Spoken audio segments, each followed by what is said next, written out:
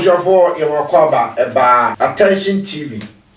Aha, Attention TV. Na Miss Rose say give me on the baby be a will be a with bread. Who said the tenacity say ya. Na also who say some kesiye any barbecue. Timisro and come be a bread.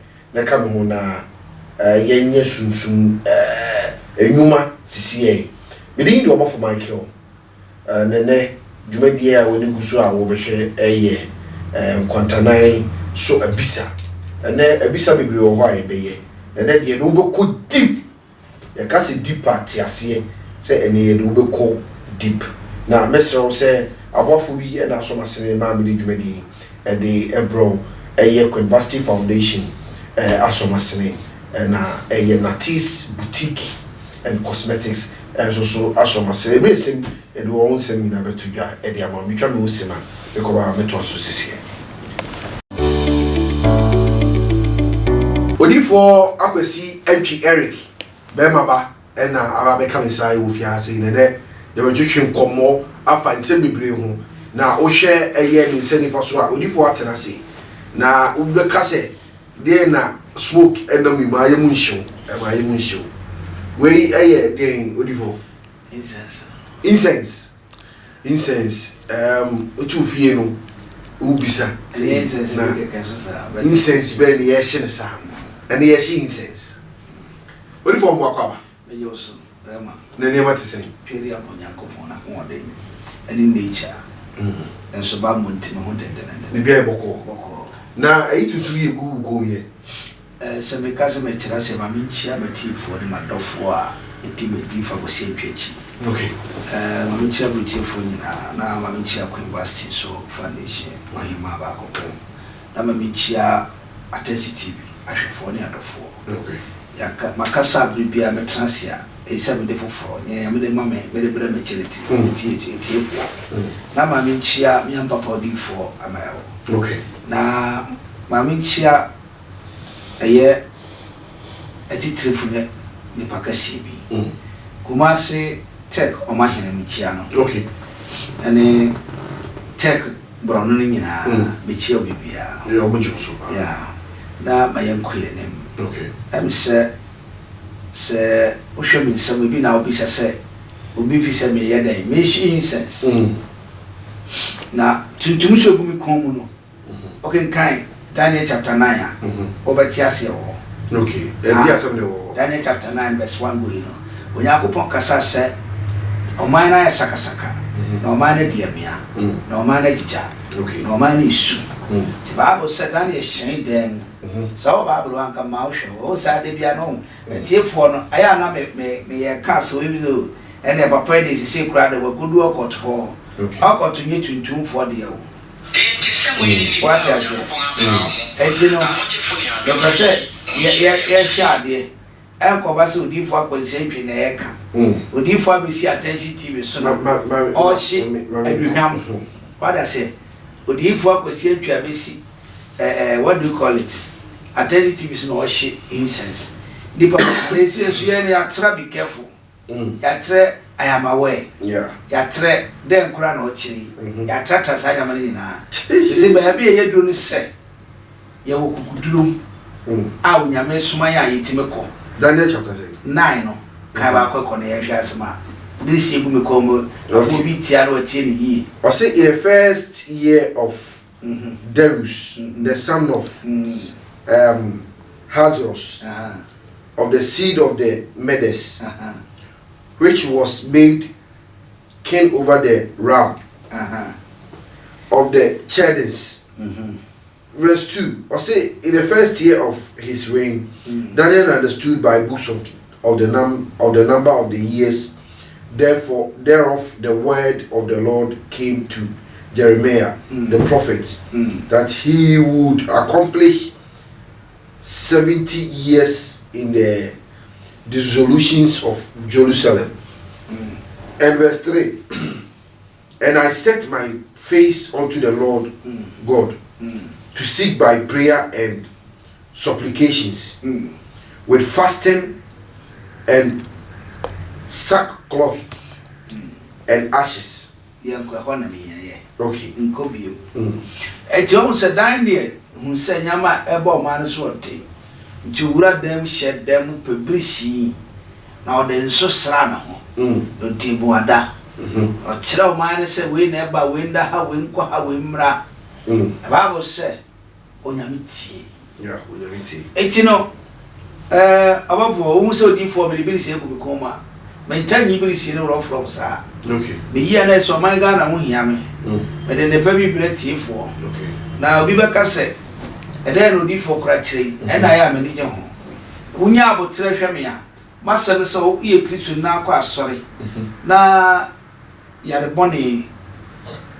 I want to and was here. I bet it's now.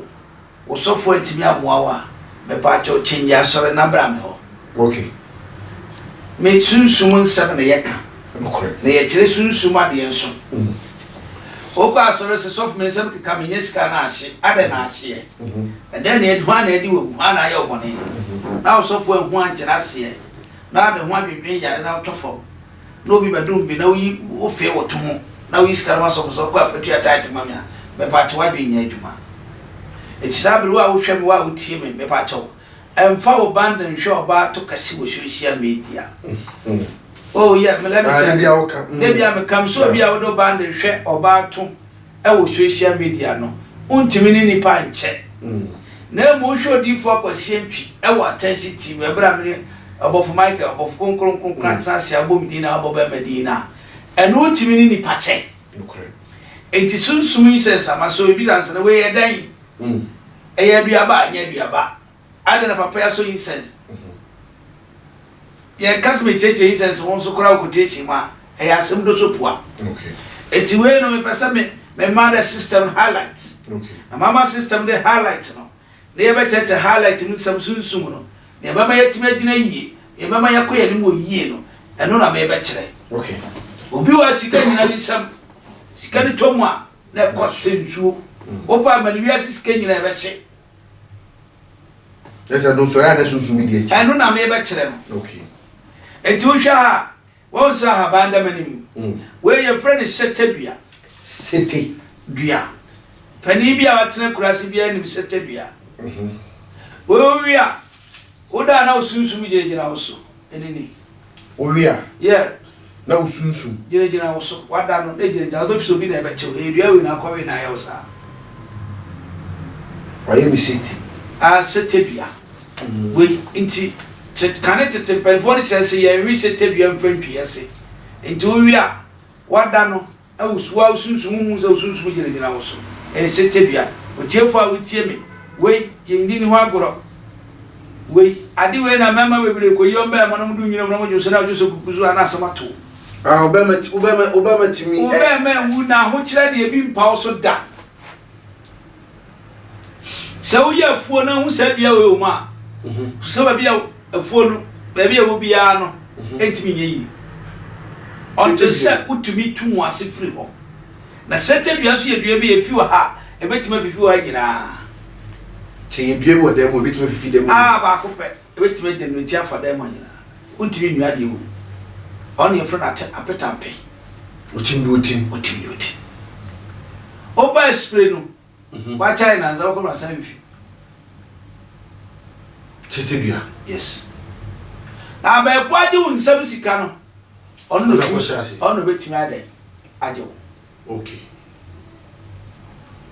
obi se me soa papa me de nse Canada manim ko we setedua wa wo hwe me no tina me se na me ba na me sira wo se ma me hia duhwam kakra me hia duhwam kakra na sunsun na sane okay ne ye de kire okay we buku bi an na ha sunsun na e kire okay enya Akwasi Antwi na e kire enya Akwasi Antwi na e kire se setedua e nyame na som se ko fa setedua na beka ho nsam tere nipa na nipa mu se ya hwira de ya ka chi wa brabom ani setedua okay eti abusafo se wo hwa attention TV sisi a bidi no for Michael me ne odifo Eric Akwasi Antwi be maba ena yeshia o sunsun kasa wote ase ahaban so wo a onimie ahaban kasa gu na sumu a wote na mesel say jibre na esema ya hyase a ye ken wobetini na because e kai wo se dwumako bi na so basinema me dwumadi ebro University Foundation University Foundation say men ka cho say baby bia wo bia so wa bana ne so wo Ghana ha say wo pedwumako aka wo ho na o my donation na ese na efata message say numbers no ye be gu ase na wafa number no na watimi ne University Foundation so etimi edi kasubo na because e kai wo say Natis boutique and cosmetics so asomasene ama me dwumadi bro mesro Natis boutique I say me kan che say baby bia wo bia wo manga na ha say open ta de papa open mpaboa belt open cosmetics ho niema say enku a wo be sha da akọ na wo kalenti ye frafra ma wo no say wo do Natis cosmetics a omo betimi aboa ama wo enku betimi aboa wo pede be yi wo na se kama say de wo nsaso say ayeye different colors a ombeboa ama enku papa ama watimi ede ayisa ne mane nyina afiwo na wo pe good body perfumes body splash ani nyina so no ometimi aboa ama bibia etimi ayekama say de wo mesro wo numbers no ye de betu dwa ba bia wo bia no ometimi delivery ede ama na wo sa etimi aka ye ko divu akwasi atwo na ye na to ankomo twetwen so esi we eye setedua no eye dua sebi se okoko wi ni dua na odakora na wu ankasa usunsun ejina wo so esa eye dua se de odifu akwasi antwi ka me ate asem esa ye dua se wo do ba bi ana wo ye fuye na se se dua wi wo ho a ba bia wo ye wo fuye no enya de se no ba ya wo ye no ebetimi aso se se wunti ene so ye papa so eshi incense no ehwam ye me say me person ka wo studio ana when you the nice fragrance e be call it for na what dey ato an come twetwe so papa because you advert kakra bai incense no ebrebe ne be mu obi aso incense ejo be da say say ye die ye wo bra edition incense momo die o kan sa o person say su ni pa bia wo okay me am tea okay we saw me incense 12 midnight 12 me said 12 more there be 12 midnight if you have me saw me incense early in the morning okay if you have me saw me incense they close to 3 to 4 o'clock okay because of at the point me be ye say it is a way incense is a me so okay above for the aroma of the incense okay the spiritual natures yakofa bia bai ono so super incense okay ti haban na me kire nyina pe incense okay it was a incense okay man kire sa na me sorry a nature no kora be fight against me it is a sun incense na incense a me shi no so ye money drawer incense yes a twisika very good okay ti your incense a o so it me twisika sa ti no bi na waso e bi na me shi okay itira me ba me sira wo say ma me kwa ma me shi incense no okay na incense a me shi ma wo say wo kan sa it was wo kan because ye shi incense sa keke I said me come here bebusa wo kan yeah it to hwahwade 1 2 3 4 5 6 7 8 9 the number of the figure of the 9 and ye dey be city bia ho adwuma okay be fatu enye yi be fatire enye yi and it me wo he said what he said me be grant bibia request bibi na time so abon ye 3 ai no me nsaba thank you the no me nsaba bia na be so incense na be ya ha ba bi e friend set bia ho adwuma e so we su candlestick back 9 candlestick and I said incense stick 9 okay so candle when you candle no kura na candle so timi so bia ke green na so green candle yes and I so okay but no kura no and I make say and none my basa mi baby amanfo ani na ye kwa e ba fa so a ye so ya bra bo bi se me sika no me nsam ke kame me da me so da basa okay aho kira be fa ma 2 wa nyo bia me fa wa 2 sa aho kire abe fa 2 o do kwan mfa yensi ye enti American say sete bia ye dua e wo sunsun e wo tumi ono tumi kira sa ha nyina me ma unu ya hwe wo okay udua me ma ni nya yie okay e sete bia onso enso o make heavy display until so free ones who do no baby 1 year one ma kwa ma no ba na yi because tumi ekita no ono tumi chi ni pasunsun ejina ba e wugina na ade we nsu na abayefo mpe abayefo suro setebia abayefo adintia because e wo tumi se wo ye obi a okita hunfi ana abaye bi na okita setebia haban na wo di odi apa e ka ho na wo shi sense na wo di ya ye shebeta befra na wo de ye nkusra me pa cha ko ga de bia sina abayefo ho na odi nkwachesama me pa cha wo di we dwane agyaw otimi ni hunhia iti Odifo Akwasi Antwi se megumi tuntum se na mi pie ba opa wadro bi a obi so te kura so to nkwase duro tubedi e hobby wo hia no yusu setebia ni odi apa no hye sense na wo pie na na pasra ho a aduro bi e no obeto be ko widi na se wutimi hye ayi enkum yes nature me kan ku an ka nature aya bo nature wutimi hye nature enkum thank you Emma se wobi e de sanu ko bedwam na ohombo ne wo ho a agurati etimi dwane obe de stand e setebia sa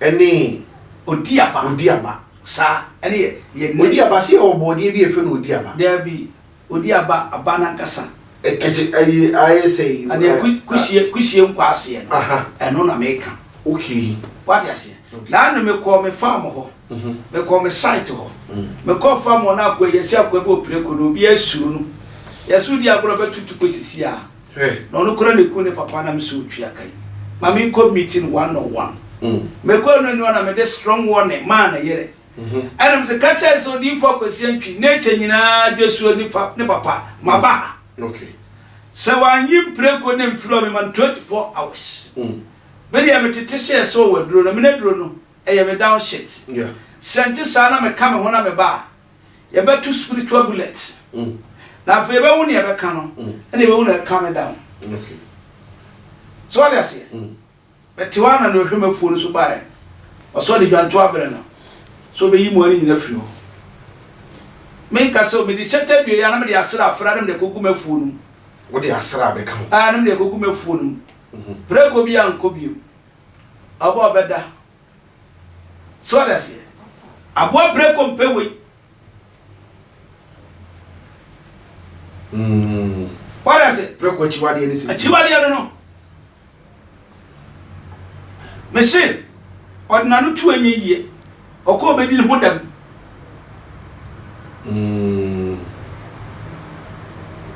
okay bon abafo ye ni nature ni ni ame yese si obi betire ba bia hwe kase we dia bosumsum ni so fopa na so ye okot na me dia be fa ho be wa onya okot so be okot o mo ni okot kra na e brekese en sesa ba ko wa Ghana ne se ne ho kire so ahiafo ne kan kwase asem ahiafo ni bi me se hia ni kan kwase asem ahiafo bi ebi no ho be dia ka be ka ze ye wo hia hia ni o kafo pa wa wo ya ne bo bere wu a ono ya o ni nti ne boy re wu a woni perfume rice da woni perfume rice da iti kwase asem kwa kwase asem sa o ana we mfiri nyame wo so sofo okura no do to aso akopirichi yo sofo no njo oh masa o asofo bebere no do to no mi aso ko gina puppet because oni no when we are talking about nature to sa na it o si no to sa gina what so so me say anyway it is there Odifo there setepia e kwan be so na se o pese won sem sika ejina obeye and thank you ya mi shira so bi sasa oni pa bi a wo hweme one of my classes so bi sasa anya saka sai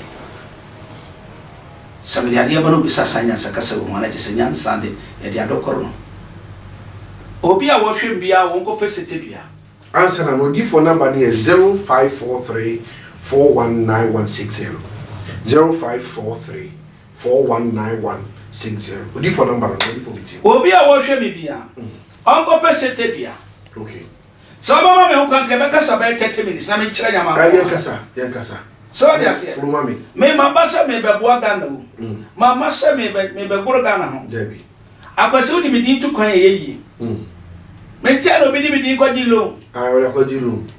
The kind of the utmost person am here. Me di keke, me ti se musie me fa ba bia. Yeah. So what I say? True.